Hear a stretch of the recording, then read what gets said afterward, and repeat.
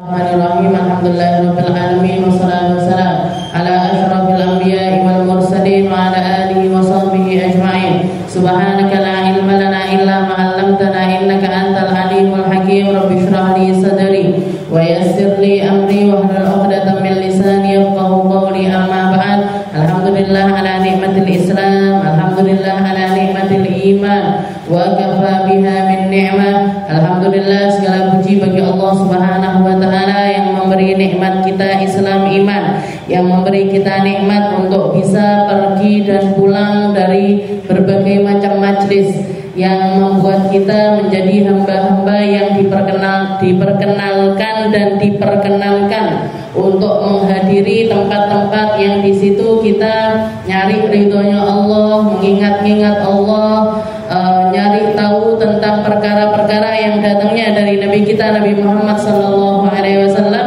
Salah satu janji yang dijanjikan sama Nabi Muhammad, laqadwatun awrahatun fi sabilillah.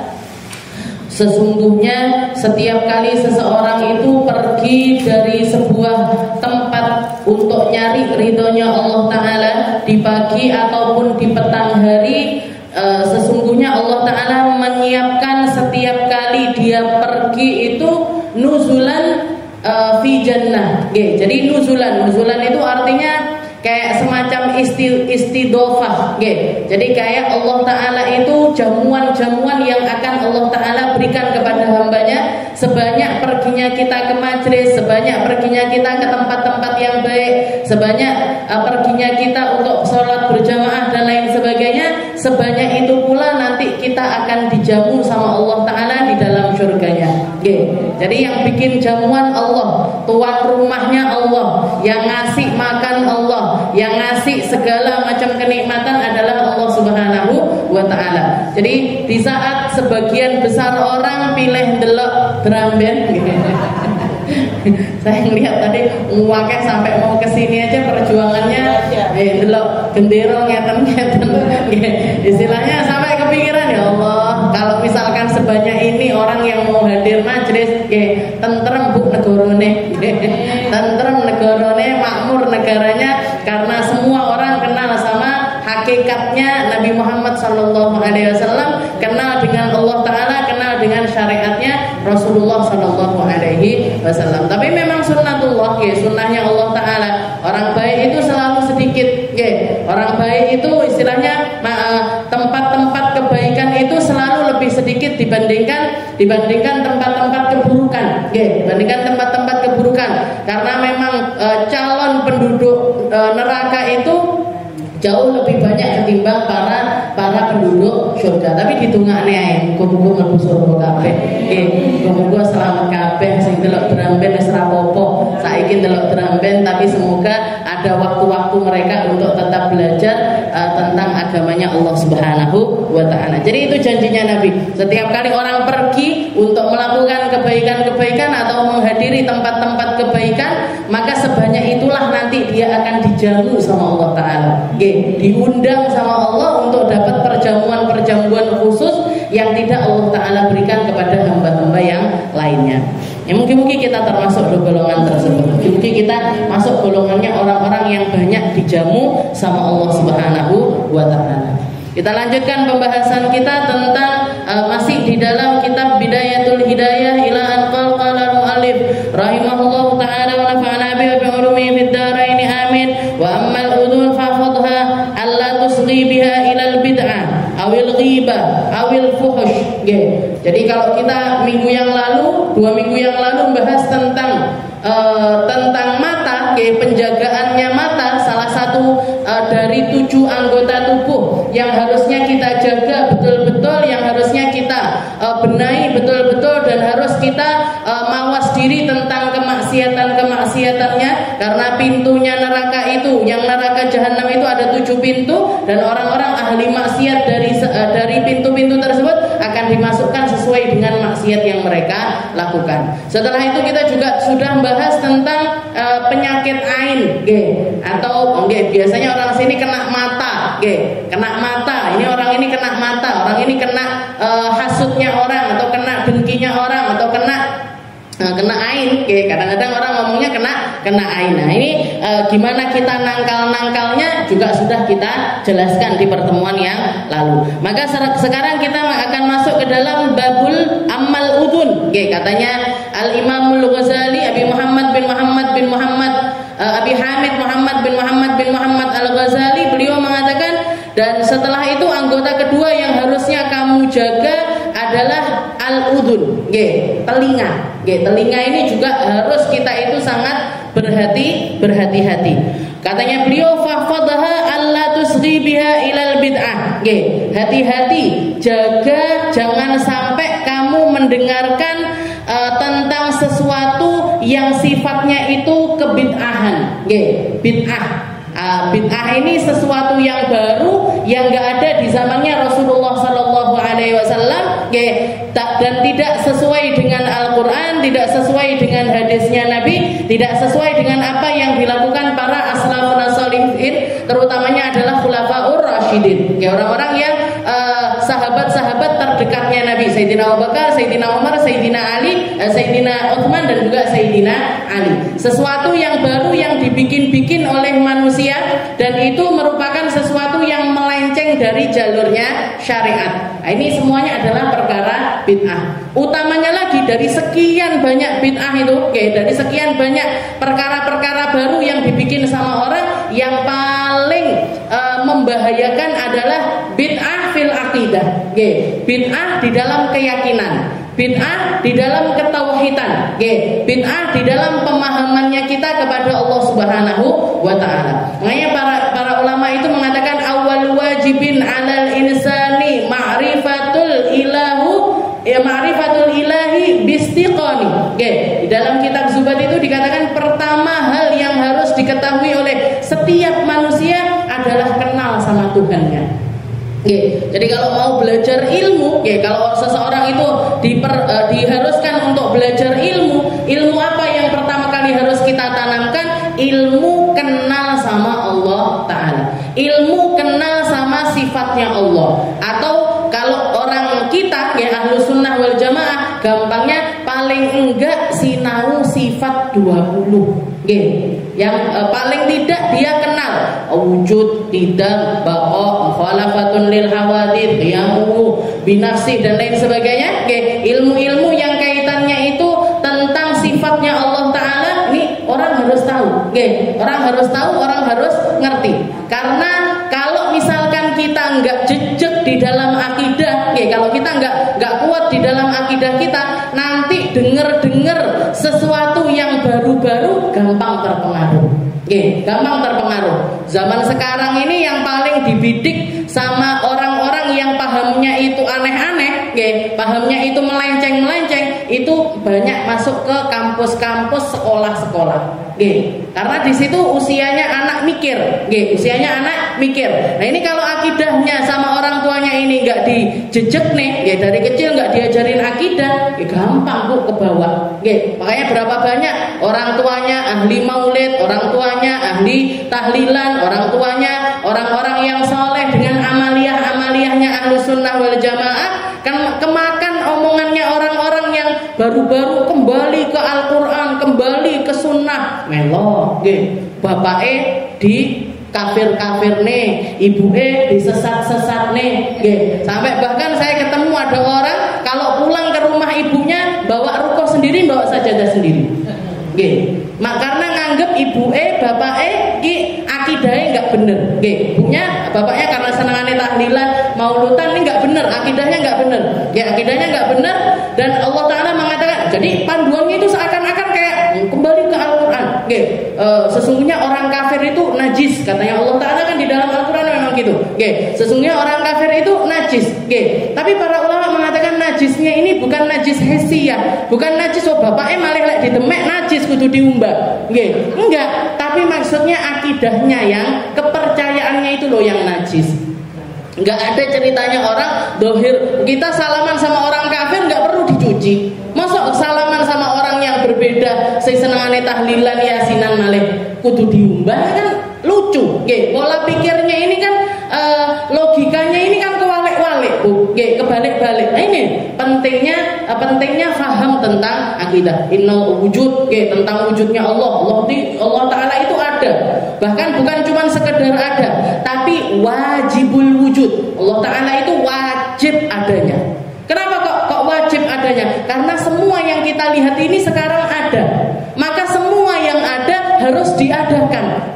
Siapa yang mengadakan segala sesuatu? Allah. Kalau kita ini wujud, kita ini sekarang ada, tapi nggak wajib ada.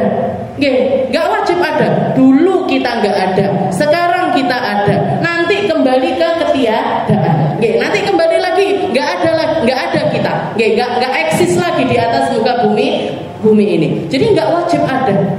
Adanya kita nggak ngaruh sama malakutillah, dengan semestanya Allah Ta'ala. Nggak adanya kita juga nggak ngaruh sama semestanya Allah Ta'ala.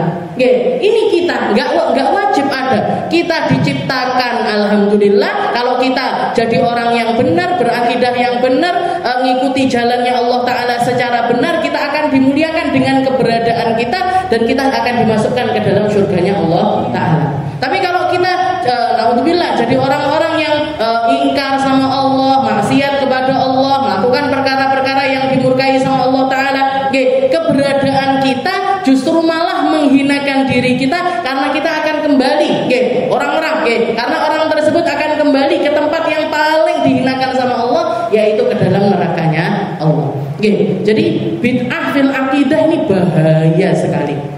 Ada yang namanya kalau zaman dulu saya titik Bu, namanya Mu'tazilah, orang-orang yang melenceng di dalam akidahnya. Ada yang Mujassimah, yang mentajsimkan Allah Ta'ala, yang menganggap kalau Allah Ta'ala ini ada jasadnya. Nah, padahal di dalam ahlu sunnah nggak boleh.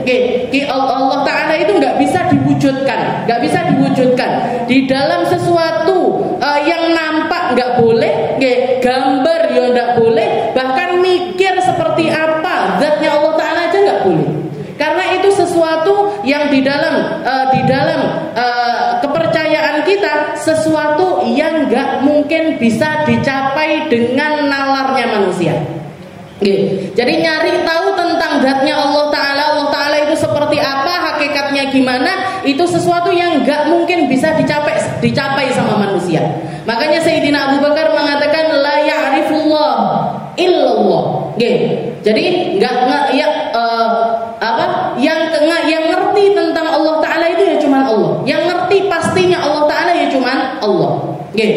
Dan pemahaman kita bahwasanya kita nggak akan nyampe di dalam menzatkan zatnya Allah Ta'ala secara nyata, idroku, katanya Sayyidina Abu Bakar, itu adalah akidah yang benar.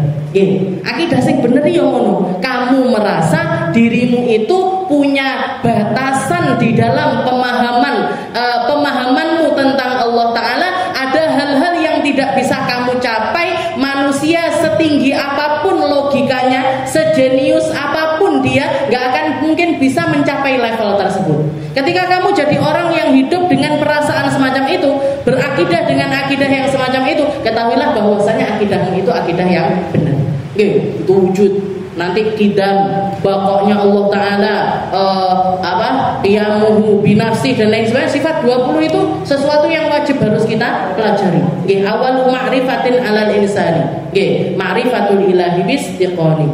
Paham tentang Tuhan kita. Nah, nanti setelah itu bid'ah fil aqidah, macam-macam. Zaman sekarang tambah rono, tambah lagi banyak sekali.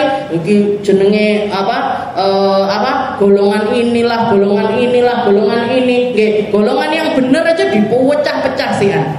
Jadi katanya beliau fahfadha antusriya biha ilal bid'ah. Hati-hati kalau kita ngaji kajian, dengarkan sesuatu, termasuk sesuatu yang harus kita jaga dari telinga kita. Kalau kita nggak punya kapasitas di dalam menfilter ataupun milah-milah mana yang benar, mana yang nggak benar, hati-hati. Kalau kita mau ngaji, mau belajar sama seseorang, dilihat dulu orang ini track recordnya itu seperti apa. Sekolahnya neng di, mondoke neng ndi, gurune sapa, nggih, gurunya siapa, dia belajarnya berapa lama, nggih. Nah, ini semuanya adalah hal-hal yang kalau misalkan dia ini tersambung punya sanad di dalam keilmuan, silakan duduk di majelisnya orang tersebut. Tapi kalau nggak jelas, nggih. Nek penceramah baru di rumah nih, anak sing anyar neh viral di rumah nih, anak viral neh di rumah nih, gonta ganti, ndak tutup sinau nih kalian. Nah, jadi kalau kita belum bisa menfilter, maka cari beberapa dari ulama-ulama yang sudah kita pastikan bahwasanya mereka ini orang-orang yang bisa dipertanggungjawabkan keilmuannya, belajar di situ. Tapi kalau kita misalkan punya kapasitas, pernah mondok, pernah belajar, nyari referensi sini, dengarkan ini, tapi tahu, oh ini saya salah, ini yang nggak benar dia di dalam akidahnya ini dan lain sebagainya. Nah, itu silahkan. Makanya beberapa kali saya ngelihat di YouTube dan juga ini media sosial ini kan bahaya sekali, karena siapa aja bisa kita dengerin, siapa aja bisa kita buka. Orangnya pengikutnya banyak sekali, yang interest sama dia banyak sekali. Alek ngaji sirah, ngaji tentang rumah tangga bagus sekali. Tapi pernah ulun dengerin dia ini ngaji tentang akidah. Bahas tentang kalimat Allahu Akbar. Bahas tentang kalimat Allahu Akbar. Allahu Akbar ini kan sehari-hari kita baca. Pikiran ya Allahu Akbarnya, akan setiap kali kita sholat takbiratul ihramnya Allahu Akbar. Katanya dia di dalam menjelaskan tentang lafaz Allahu Akbar, dia mengatakan Allah Maha Besar. Katanya dia berarti Allah itu besar. Allah itu lebih besar dari bumi, lebih besar dari langit, lebih besar dari alam semesta. Jadi istilahnya dia nanemin ke jamaahnya yang dengerin ini, kalau Allah Ta'ala itu istilahnya kalau besar pahamnya kita, otaknya kita kan gede, berarti punya badan, punya bentuk, punya seperti itu kan, akhirnya kebayang hal-hal yang berarti gede banget, gede pol. Jadi bahaya banget. Dengerin orang-orang kayak gini, ini bahaya sekali. Kalau mau dengerin tentang sirah, mau dengerin tentang dia bahas tentang rumah tangga dan lain sebagainya, akhlak, silahkan. Itu pun kadang-kadang biasanya nggak disusupi, disusupi sama akidah-akidah yang semacam itu, untuk benci sesama, untuk nyalahkan kelompok yang ini dan lain sebagainya. Makanya orang kalau kemakan akidahnya orang-orang sebelah itu, yang seperti itu ngaji sesasi rong sasi wis kecuci otaknya sudah. Wis koyok kalau kita orang ahlu sunnah ini kan ilmu itu kan didik kayak kita naik tangga, 1 tangga, 2 tangga, 3 tangga, belajar tentang kita sekarang belajar tentang tasawuf, belajarnya mulai kita cilik dhisik.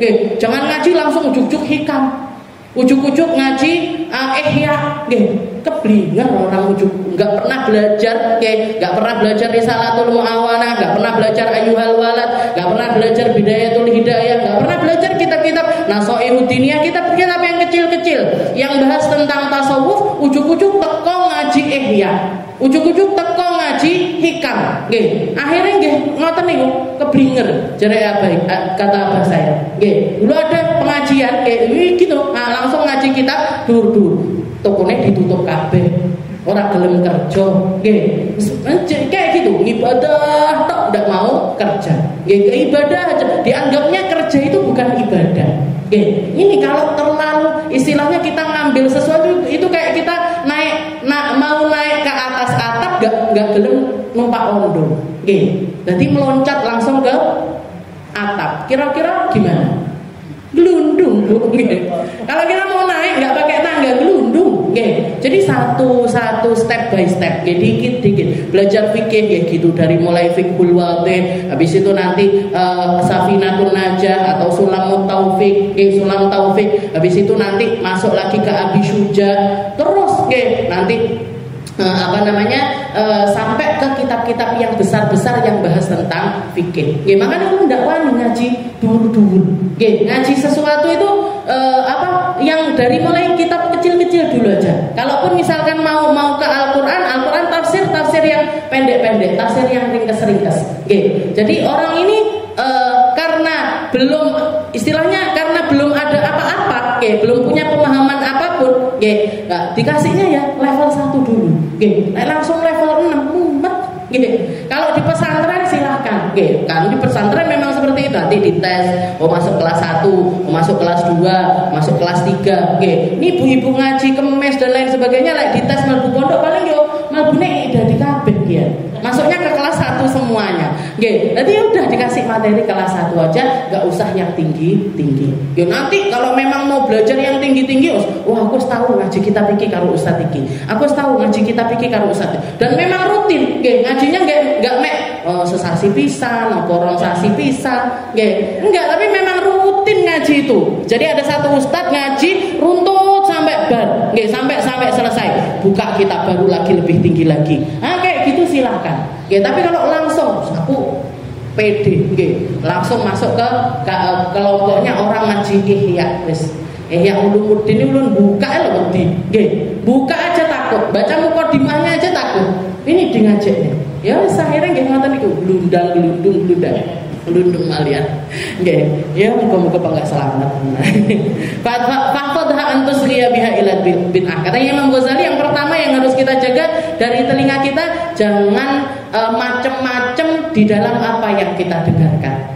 Terutama masalah bid'ah. Utamanya lagi bid'ah fil aqidah. Bid'ah di dalam akidah. Kalau bid'ah di dalam sesuatu yang lain, sesuatu yang baru di dalam hal-hal selain itu, kayak misalkan ya khilafiyah, perkara khilaf di dalam maulid, di dalam tahlil, orang mau maulutan silahkan, nggak mau maulutan ya silahkan. Orang mau tahlilan silahkan, nggak mau tahlilan ya bene, nggak dosa, nggak tahlilan nggak dosa. Orang nggak nggak baca maulid juga nggak berdosa. Orang nggak bersolawat dengan kriteria tertentu, suluk, pakai bertorikot dan lain sebagainya, itu sesuatu yang nggak harus. Cuman kalau kita memilih untuk menjadi orang-orang seperti itu lebih gampang. Karena ada ikatan-ikatannya. Kalau kita mau, aku tak gawe wirid dhewe, aku tak gawe amaliyah dhewe, aku tak gawe iki dhewe, bisa bener, bisa salah, bisa nyampe, bisa enggak. Jadi kalau kita melakukan seperti apa yang dilakukan sama kita ini kan gampangnya gini kan. Kenapa kok sing diwaca maulud? Kenapa kok kita dibaan misalkan gitu? Kalau kita nanya nyapa adewe kok dibaan? Kenapa kok yang dibaca itu burdah? Bapakku burdahan. Bapakku burdahan nyapa? Marahin baik, mbahku burdahan. Mbahku neh nyapa kok burdahan? Baik neh burdahan. Terus, nah ini kan berarti akidah kita ini atau amaliyahnya kita ini amaliyah yang kita dapatkan secara turun temurun. Itu lebih aman timbangan golek sehingga nyar daripada nyari yang baru. Jadi ini ilal bid'ah. Jadi ini bid'ah ini ada. Kadang-kadang orang NU itu nganggep tidak terlalu bahas tentang masalah bid'ah, nggak mau menjelaskan tentang masalah bid'ah. Padahal masalah bid'ah ini harus dijelaskan. Karena kalau nggak dijelaskan, akhirnya ketemu orang-orang yang omongannya titik-titik bid'ah, bingung. Apa toh bid'ah piye? Kalau kita nggak punya basic, dipengaruhi sama mereka, gampang ketarik. Ikut seperti itu. Faqadha antusnya biha ilal bid'ah awal ghibah, ataupun juga ghibah. Hati-hati dengerin ghibah. Orang nyangkanya yang berdosa dari ghibah sing ngomong tok, sing ngrungok nih padha wae. Dengerin orang yang ghibah itu juga sama dosanya dengan orang-orang yang ngomong. Sebagaimana juga kebaikan seperti itu. Katanya Nabi Muhammad, orang yang dengerin Al-Quran dapat pahala yang setara dengan yang baca. Jadi ada, misalkan kita lagi haid, orang-orang lagi yasinan, kita nggak ikut baca yasin, tapi dengerin yasin, dapat pahalanya. Kita nggak ada orang-orang lagi baca Al-Quran, kita lagi lagi halangan, melok ngrungokne, ikut dapat pahalanya.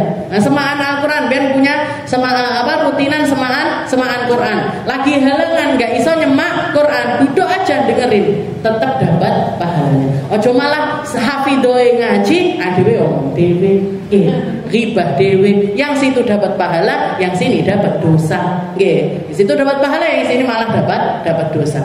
Jadi katanya beliau fahfadha anil ghibah. Nggih, jangan sampai kamu dengerin ghibah. Karena sedikit orang yang bisa nahan untuk nggak ikut ngomong. Ketika sudah dengerin perkara ghibah, dikit orang yang bisa terus-terusan diam untuk setelah itu nggak ngomong. Biasanya ya melok ngomong, wes dimpet 10 menit, 20 menit, 30 menit, terus keri bisa niki. Melek ngomong, melek komentar dia. Nah ini, jadi fafadha anil ghibah. Pernah dikatakan di sini baru ya Ibrahim bin Adham radhiyallahu anhu. Dikatakan salah satu tabi'in yang terkenal juga namanya Ibrahim bin Adham. Beliau itu annahu du'aya ila walimah. Beliau itu pernah diundang datang ke satu walimah. Undangan makan, resepsi pernikahan, walimatul urus, datang di satu walimah fahadhar. Beliau hadir di situ, fadzukira rajulan lam ya'tihim. Nah, ketika datang kan otomatis ngobrol-ngobrol sama orang. Ada satu orang yang mengatakan, orang itu loh, fulan bin fulan lam ya'ti, dia enggak datang. Ini mana kan biasanya gitu ketemu ini temanmu yang ini mana, teman kita yang ini mana, saudara kita yang ini mana kan gitu jadi di situ juga gitu jadi mereka nyebutin beberapa orang yang nggak bisa datang ke acara tersebut. Faqalu ada beberapa orang mengatakan panjang wong pira tau teko ning ndi orang itu jadi nyebutkan satu orang itu innahu thaqil, dia itu berat, dia itu wonge enggak entengan, dia itu orangnya enggak suka datang-datang ke acara-acara seperti ini. Faqala Ibrahim ana fa'atu hadza bi nafsi. Katanya Ibrahim bin Adham ketika dengerin padahal enggak ikut ngomong beliau mendengarkan, setelah itu yang kepikiran di dalam dirinya, aku teko ning gone walimah iki karepku dhewe. Saya datang ke tempat ini karena diriku sendiri. Karena saya memang mau hormat yang punya hajat, mau hormat yang punya gawe. Ini fa'atu hadza bi nafsi. Aitu hadartu maudi'an yughtabu fihi nas. Enggak nyangka ternyata ketika saya datang ada orang-orang yang lagi ngomongin orang. Ada orang-orang yang lagi ngomongin orang fihi nas. Fa kharaja wa lam ya'kul thalatha ayyam. Dikatakan beliau langsung keluar dari walimah tersebut, langsung keluar dari mantenan itu tadi, resepsi pernikahan tadi, langsung keluar taubat minta ampun sama Allah Taala. Bahkan taubatnya ini dengan cara beliau enggak mau makan apapun selama 3 hari. Enggak mau kemasukan perutnya selama 3 hari. Karena apa? Karena hadir di satu tempat yang di situ walimah ini kan undangan makan. Sempat makan di tempat yang di situ dipakai ghibah sama orang-orang, padahal cuma kalimat kayak gitu toh. Wong kuwi angel, wong kuwi angel. Nah, dhewe sego jangan. Ngomongan-ngomongan kayak gini nih, yo ora ditobati, yo enggak nyesel, yo enggak melek. Astagfirullahaladzim. Padahal dosa ghibah ini dosa yang sangat mengerikan sekali. Jadi salah satu dosa yang besar dari dosa-dosanya lisan. Jadi yang perlu untuk tidak kamu dengarkan adalah ghibah. Kalau sudah ada orang mulai ngomongin orang, ngalih. Mulai ngomongin orang, ngalih. Kecuali kalau kita ngomongin sesuatu, kalau nyari solusi dari satu perkara. Kayak misalkan kita punya sakit, misalkan gatal-gatal, misalkan kita gatal-gatal. Ada satu orang ngomong, orang itu loh juga gatal-gatal, sembuh pakai obat ini. Nah ini nggak apa-apa, nggak masalah. Kita ngomongin sesuatu, ngomongin orang, ngomongin seseorang, dan sekiranya orang itu kalau dengar kita ngomongin juga nggak akan marah, karena kita juga punya sakit yang sama yang pengen berusaha kita sembuhkan. Barangkali obat yang cocok sama orang itu cocok juga untuk kita. Jadi kalau tujuannya itu untuk nyari solusi, untuk kemaslahatannya umat, untuk kita mau misalkan jenengan mau nyari mantu apa piye nggih, mau nyari mantu, nyari pasangan hidup enggak nggih, pasangan hidup nggih. Jadi arepe golekne bojo anake apa putune nggih, anake apa putune. Nah ini nyari tahu tentang orang-orang itu enggak apa-apa nggih, nyari tahu tentang orang-orang ini, dia dulu sekolahnya di mana, dicari teman-temannya gimana, diwawancara tonggo-tonggone wong kuwi piye nggih, muamalahnya gimana, teman-temannya di kerjaan gimana nggih, dia orangnya seperti apa, akhlaknya baik apa enggak, agamane apik apa enggak, muamalahnya sama keluarganya baik apa enggak. Nah ini kan kadang-kadang kan orang juga nyeritakan tentang aibnya orang itu. Ya ini enggak apa-apa nggih, karena tujuannya kita untuk sesuatu yang lebih besar lagi nggih. Tapi lek mek omong ngecipris ndak enek tujuane nggih, mung kuwi mesakne tok tapi nggak mau ngasih solusi, yo nggak mau bantuin, mek mesakne terus nggih. Berarti ini masuknya ke riba nggih. Wah, riba ini jadi bid'ah, harus kita hati-hati dengerin apa-apa itu yang hati-hati. Setelah itu juga masalah riba, awil fuhush nggih, ataupun juga kalau sudah kedengeran orang ngomong kotor nggih, ngomong orang kita ngomongnya misuh-misuh. Kalau ada orang sudah marah-marah kok sampai ke tingkat ngomong kotor, kok sampai ke tingkat ngomongnya itu nggak baik, yang keluar dari lisannya ini sesuatu yang nggak baik, tinggalin aja. Tinggalin aja ketimbang telinga kita ini terkotori dengan omongannya orang tersebut. Dikira ngomong kata-kata kasar seperti itu nggak berdosa, dosa bu. Ngomong kotor itu dosa, ngomong nggak bener itu dosa, misah itu dosa. Jadi ngomong nggak baik itu semuanya berdosa, ada pertanggungjawabannya di sisi Allah Subhanahu Wa Taala. Maka sebagaimana orang ngomong itu berdosa, yang dengerin juga ikut dosa. Kalau kita nggak melerai, nggak nasihati, nggak benahin, ikut dosa. Awil fuhush, awil khawd fil batil, atau kita terlena di dalam perkara-perkara yang batil. Ya gitu itu, menikmati dengan riba, menikmati dengan namimah, menikmati dengan ngadu domba orang dan lain sebagainya. Sini dosa-dosa yang sangat besar, pertanggungjawabannya di sisi Allah. Au dzikri masawi'in nas, atau nyebutin dengerin tentang kesalahan-kesalahannya orang. Orang itu gini, orang itu gini, keluarganya itu gini. Ini juga sesuatu yang nggak perlu untuk kita dengerin. Karena ketika kita fokus sama keluarganya orang, mesti nggak fokus karo keluarganya dewi.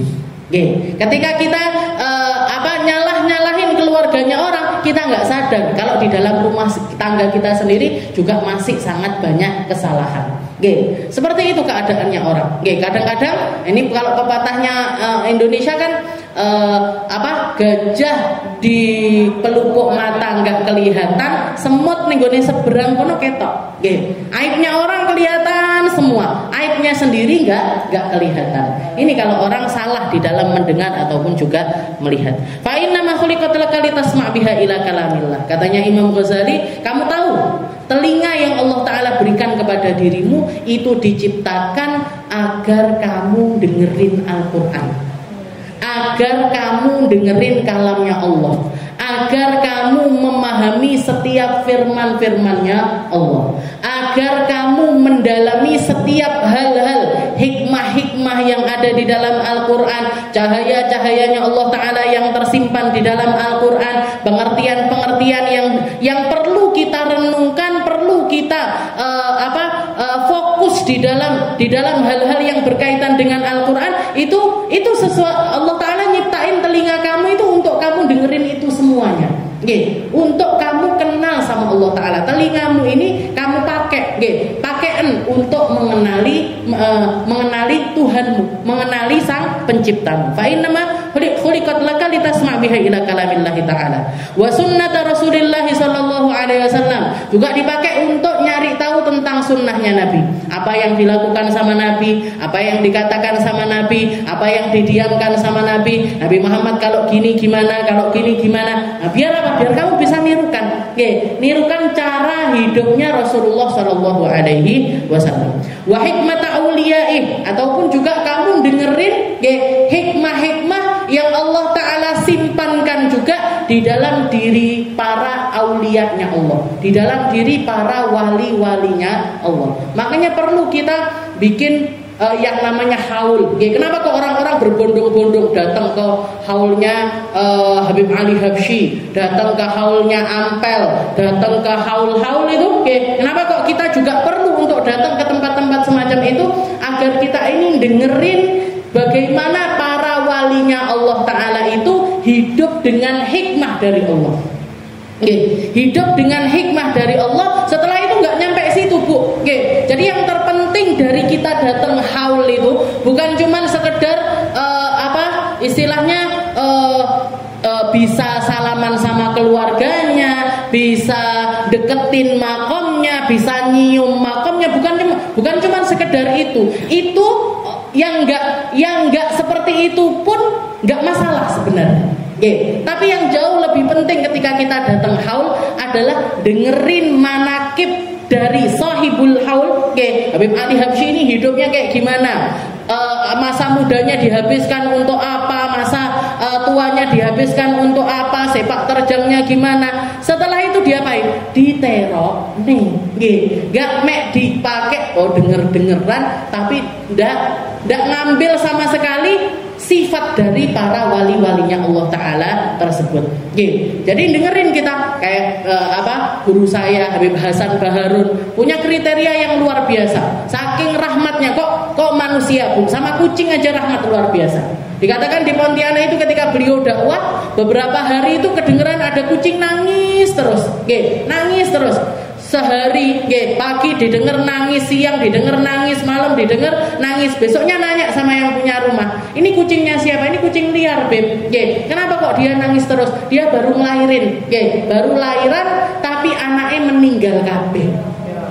Jadi dia itu ngelahirin bayi kucing beberapa tapi semuanya mati, sehingga payudaranya ini menteng-menteng, nggak enak nggak bisa keluar, nggak bisa keluar air susunya itu tadi. Apa yang dilakukan sama beliau? Diambil kucingnya, disedot, Bu. Bayangkan, disedot kucing. Jadi payudaranya kucing itu disedot, dilepeh, disedot, dilepeh, disedot, dilepeh. Karena nggak tega si kucing ini tadi dalam keadaan kesakitan.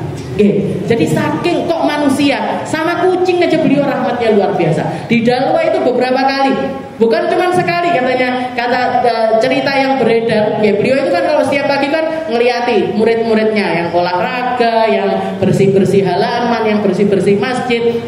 Termasuk kan ada loteng. Ruangannya kan bawah kamar, atasnya itu loteng sekolah. Anak-anak yang piket loteng, piket kelas, setelah nyapu ngepel, otomatis kan bawa ember, bawa air. Bukan air ini bukannya dibawa turun, dibuang di bawah, enggak. Dari lantai 2, biur, kena Habib Hasan. Bayangkan, ngenai kiainya, ngenai kiainya, biur, ngenai kiai ini. Enggak marah sama sekali. Bahkan dipanggil si anak itu tadi, disangoni. Dipanggil disangoni, Bu, sama Habib Hasan. Ini loh orang-orang yang sabarnya luar biasa. Kehidupannya itu kalau kita mau ngambil hikmah dari paginya, dari siangnya, dari sorenya, dari malamnya, dapat hikmah. Wa hikmatu auliya'i. Jadi fungsinya kita nyari tahu manakibnya ulama ini, manakibnya kiai ini, manakibnya yang perempuan-perempuan kan juga banyak. Wali-walinya Allah Ta'ala yang perempuan-perempuan. Kayak sekarang yang masih hidup bahkan di Pontianak sana, Bu Babah Anissa, umurnya 100 tahun lebih. Khatam Al-Quran setiap 3 hari sekali. Sampai usia sepuh itu, Bu, matanya nggak bermasalah sama sekali. Nggak bermasalah. Pakai kacamata yang ringan-ringan, bukan kacamata yang karena beliau itu nggak bisa ngelihat. Yang dimana orang sekarang rata-rata umur 70, umur 80 biasanya sudah ketok apa-apa. Ini beliau masih bisa dan baca Al-Quran itu 3 hari sekali khatam. Ini cerita-cerita wali-walinya Allah Ta'ala itu, wallahu alam, orang nggak ngerti ya, yang mana walinya Allah, mana bukan walinya Allah Ta'ala itu kita nggak ngerti. Tapi yang pasti ketika kita dengerin ceritanya orang baik-baik kayak gini, kita kan termotivasi untuk merok nih, untuk ngeliat, untuk nyari barokah, untuk jadi seperti itu. Wa hikmatu awliya. Kamu itu telingamu diciptakan sama Allah Ta'ala untuk nyari perkara-perkara baik semacam ini. Wa hikmatu awliya. Wa tatawassal biha ila istifadatil ilm. Dan untuk menyampaikan kamu di dalam memahami setiap hal-hal keilmuan. Tatawassal biha ilal ilm. Berapa banyak di dalam Al-Quran itu dikatakan as-sama' muqaddamun 'alal basar. Jadi masalah pendengaran itu didahulukan sama Allah Ta'ala ketimbang penglihatan. Innas sam'a wal basar wal fu'ad kullun ulaika kana anhu mas'ula. Katanya Allah Ta'ala, telingamu, apa yang kamu dengar, apa yang kamu lihat, apa yang terlintas di dalam hatimu, semuanya nanti mas'ul, semuanya nanti bakalan ditanya sama Allah Ta'ala. Yang kamu dengar, yang kamu lihat, yang kamu rasakan di dalam hati, semuanya nanti ada hitung-hitungannya sama Allah. Ada urusannya sama Allah Ta'ala. Ada urusannya sama Allah Ta'ala. Jadi telinga itu seringkali didahulukan ketimbang mata. Wa khatamallahu ala qulubihim wa ala absarihim wa ala sam'ihim wa ala absarihim. Jadi ketika Allah Ta'ala nutup di dalam hidayah untuk seseorang, yang dikunci dulu sama Allah Ta'ala hatinya. Setelah hatinya dikunci, telinganya dikunci, matanya. Telinganya dikunci, matanya. Nah, ini urutannya selalu seperti itu. Telinga seringkali didahulukan ketimbang mata. Kenapa? Karena kalau mata, para ulama mengatakan alasannya ada dua. Mata itu kalau melihat terbatas. Kita kalau melihat ke depan nggak bisa ndelok buri, gitu. Kalau melihat depan nggak bisa kelihatan belakang. Kalau melihat depan, yang pinggir kanan sama kiri ini juga lamat-lamat, nggak bisa terlihat jelas. Tapi kalau telinga itu 6 arah semuanya kedengeran. Depan kerungu, buri kerungu, kok ngarep kerungu, kok kanan, kiri, atas, bawah. Dengar, pian naik misalkan punya kasur loteng atas, orang-orang ngomongin kita di bawah kerungu napa mboten? Kerungu, ngedengerin apa yang di bawah kedengeran. Jadi telinga itu lebih diluaskan sama Allah Ta'ala di dalam kemampuannya meresapi segala sesuatu. Mata terbatas, kalau telinga itu enggak, lebih tidak terbatas. Setelah itu juga kalau orang yang ditutup itu sudah telinganya, kalau yang sudah ditutup itu telinganya, apa yang tersampaikan kepada orang tersebut itu nggak bisa luas. Makanya hampir nggak ditemukan ulama nggak bisa dengar, itu nggak ada. Tapi kalau ulama nggak bisa ngelihat, banyak. Ulama tunanetra itu banyak. Tapi ulama yang nggak bisa dengar itu hampir nggak ada. Karena kalau orang mendengar itu dia bahkan bisa memahami lebih dibandingkan orang-orang yang normal. Habib Abdullah bin Alawi Al-Haddad itu buta. Habib Abdullah bin Alawi Al-Haddad yang rotibnya kita baca, yang karangannya banyak sekali, itu buta dari kecil. Usia 2 bulan kena cacar air sebadan, termasuk di matanya ini ada keluar cacarnya, akhirnya buta. Ketika dalam keadaan seperti itu dibawa sama ibunya ke makamnya Faqihul Muqaddam, salah satu ulama yang paling terkemuka di daerah tersebut, dibawa ke makamnya Faqih Muqaddam. Beliau tawasul sama Rasulullah dan tawasul kepada Faqih Muqaddam, minta sama Allah Ta'ala, ya Allah, kalau bayiku ini nanti gak bermanfaat untuk umat, matikan sekarang saja. Mendingan anakku mati ya, kalau misalkan dia nggak bermanfaat bagi umat. Tapi kalau misalkan dia nanti ini jadi orang yang bermanfaat untuk umat, panjangkan umurnya. Akhirnya panjang umurnya. Umur 7 tahun sudah hafal Al-Quran. Umur 7 tahun hafal Al-Quran, padahal matanya nggak bisa. Nah, itu Habib Abdullah bin Alawi Al-Haddad. Bahkan pandangan basirahnya lebih tajam dibandingkan orang-orang yang bisa ngelihat. Karangannya banyak sekali, diterjemahkan ke berbagai bahasa, dan bukan cuman karangan kitab nggih, tapi karangan amaliyahnya ya Ratib Haddad itu punyanya beliau, Wirdul Latif itu juga punyanya beliau. Ini Hizbin Nasr, ya Hizib Nasr itu ada dua. Ada yang punyanya Imam Asy-Syadzili, ada yang punyanya Habib Abdullah bin Al. Yang kita baca ini punyanya Habib Abdullah bin Alawi Al-Haddad. Nggih. Jadi karangannya banyak sekali padahal enggak bisa melihat. Dari kecil enggak bisa melihat. Litanal biha ilal mulkil muqim wan na'imid daim. Biar apa? Kenapa kok kamu harus mendengarkan semua itu tadi?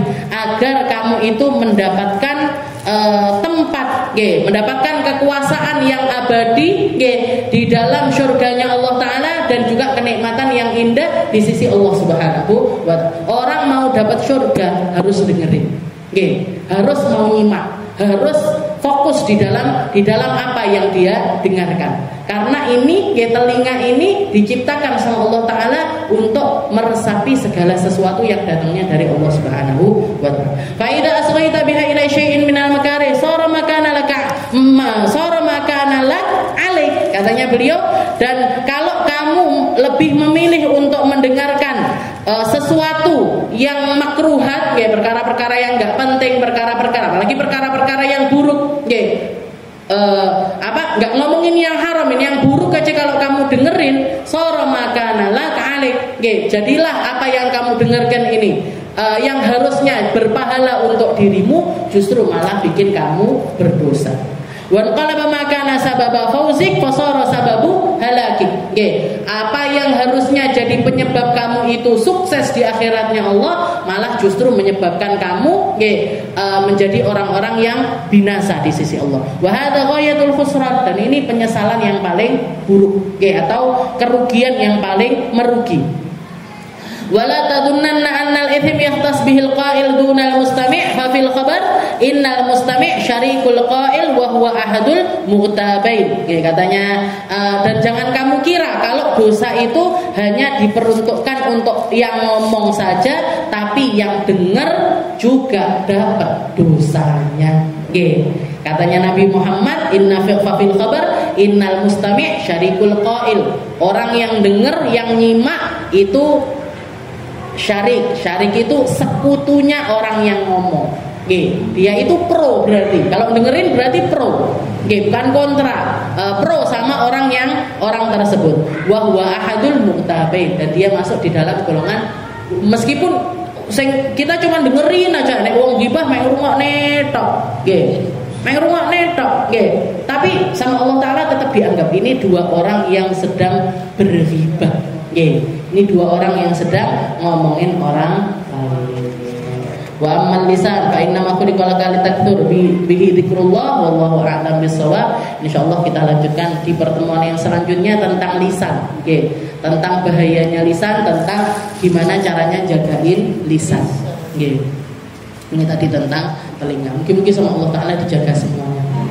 Mata kita dijaga, telinga kita dijaga, lisan kita dijaga, semua anggota tubuh kita dijaga dari berbagai macam maksiat kepada Allah Ta'ala, berbagai macam kesalahan kepada Allah Ta'ala. Salah-salahnya kita dulu semoga diampuni sama Allah. Dikasih taubatnya semua anggota tersebut, dikasih inayah, hidayah dan juga inayah untuk memperbaiki diri agar mendapatkan sesuatu yang lebih indah yang datangnya dari Allah Subhanahu wa Ta'ala. Ala hadhihi niyyah wa ala kulli niyatin salihah wa ila hadratin Nabi Muhammad sallallahu alaihi wasallam.